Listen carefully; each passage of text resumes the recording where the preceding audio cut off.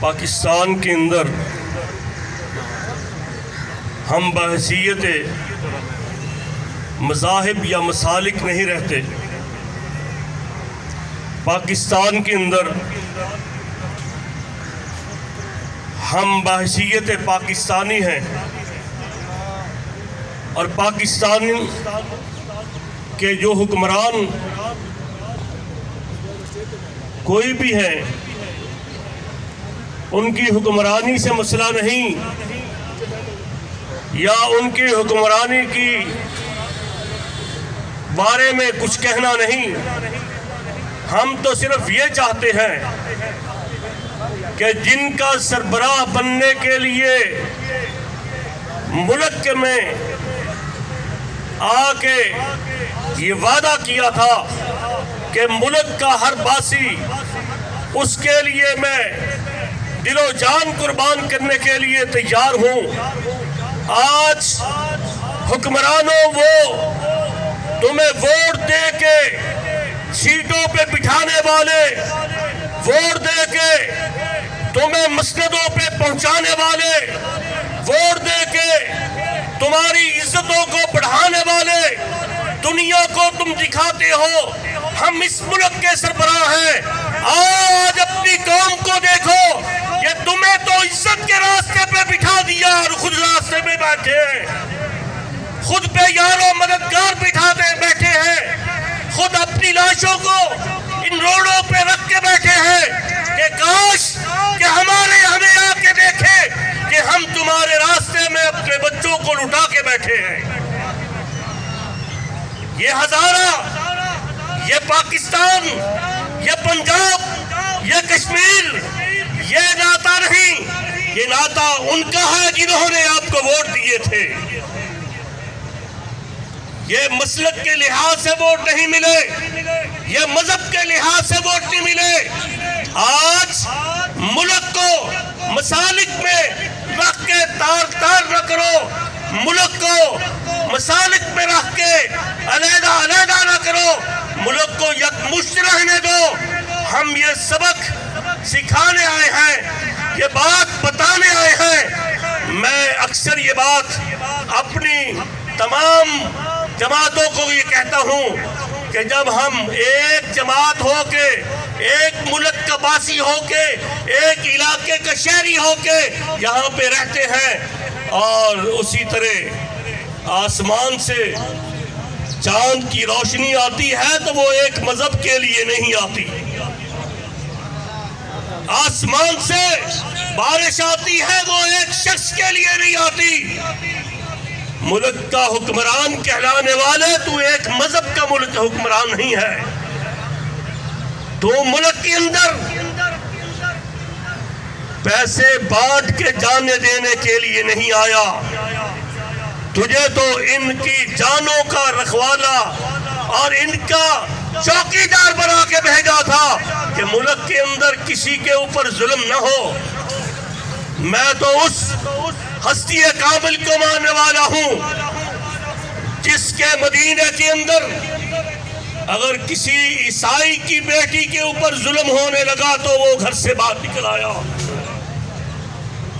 اگر کسی مظلوم کے اوپر دکھ کی بات ہوئی تو باہر نکل آیا. ایک تو ایک جنازے کے لیے باہر نکلے. کسی نے کہا اس کا مذہب اے پیارے آقا آپ سے نہیں ملتا.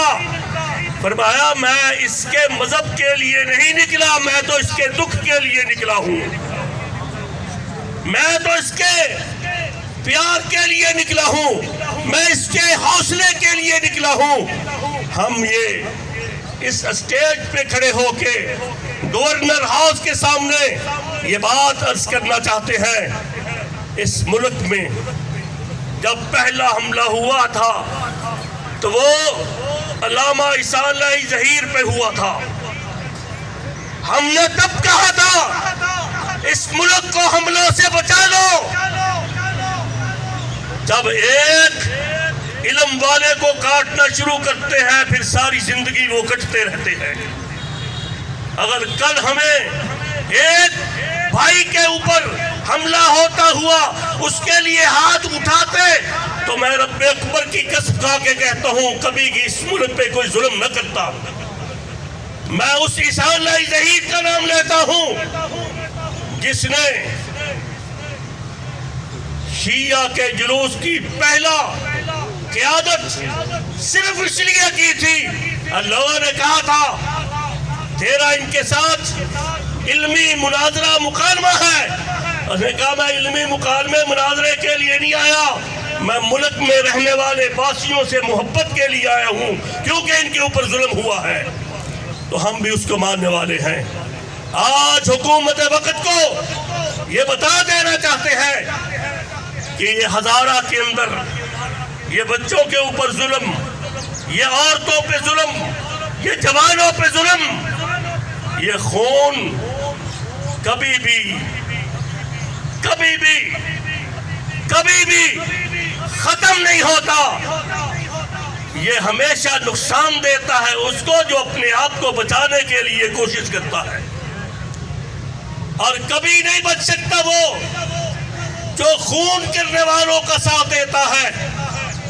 ہم آج میں یہ مطالبہ کرتے ہیں کہ ان کے لیے ان کا خون تو واپس نہیں دے سکتے, ان کا بیٹا تو واپس نہیں دے سکتے, ان کا بھائی تو واپس نہیں دے سکتے. کم از کم جا کے یہ ہی کہہ دیں کہ میں ریاست مدینہ کا حکمران ہوں, میں ریاست مدینہ کو ماننے والا ہوں, میں ان کو دیکھنے آیا ہوں جن کو بے دردی سے مارا گیا ہے, میں ان کے دکھ میں شامل ہوں, اور دکھ میں شامل ہونے والے کے گناہ معاف کر دیے جاتے ہیں. اور اپنے گناہوں کا معاف کروانا چاہتے ہو تو مجبوروں, بے قصوں, اور آج اس سردی کے اندر روڈوں کے اوپر بیٹھنے والوں کو ذرا اپنے ذہن میں رکھو, ان کے بارے میں نرم گوشہ کرو, اور ملک کی بہتری کے لیے, آسانی کے لیے, تاکہ یہ بتا دو کہ یہاں کا ہر بچہ, ہر جوان, ہر بوڑھا ایک دوسرے کے دکھ میں, درد میں برابر کا شریک ہے. کبھی کسی کو تکلیف آئے تو اس کے لیے گھر سے نکلنے کے لیے تیار ہے. اور آج اگر ایسا نہیں ہوا تو یہ معاملہ پریشانی کا ہے.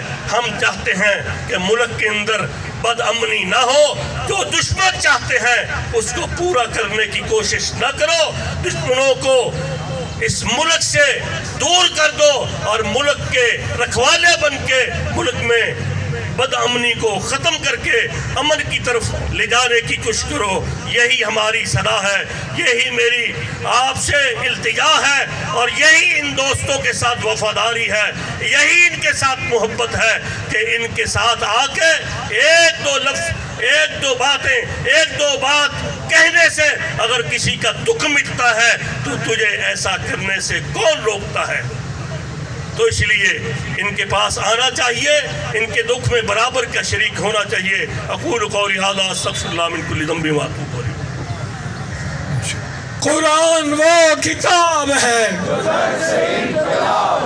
قرآن وہ کتاب ہے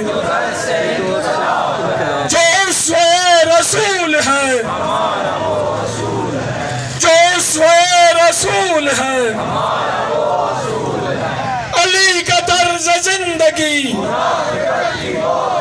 علی کا طرز زندگی. اب میں دعوت خطاب دیتا ہوں علامہ اصغر عارف چشتی.